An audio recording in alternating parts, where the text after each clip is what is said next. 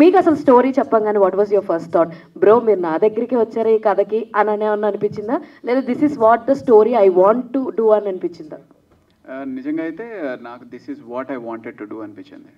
కాకపోతే ఇది అవుతుందా లేదా అనే నమ్మకం లేకుండే.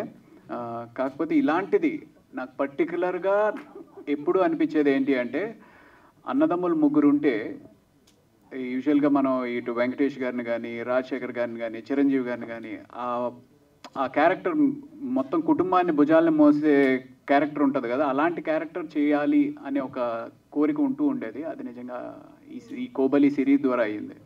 ఇక నుంచి మీకు మంచి మంచి నెగిటివ్ షేడ్స్, గ్రే క్యారెక్టర్స్ రావాలని కూడా మనస్ఫూర్తిగా కోరుకుంటున్నా. All the best for you. Thank you so much. And next Rocky గారు.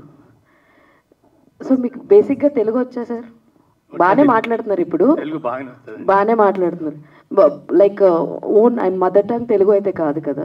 కాదు, అంటే మా డాడ్ ఈజ్ ఫ్రమ్ హర్యానా, మా మమ్మీ వరంగల్ నుండి. ఓకే. సో డబ్బింగ్ అదే అంత బాగా కుదిరింది కాబట్టి అడుగుతున్నాను. మీది లైక్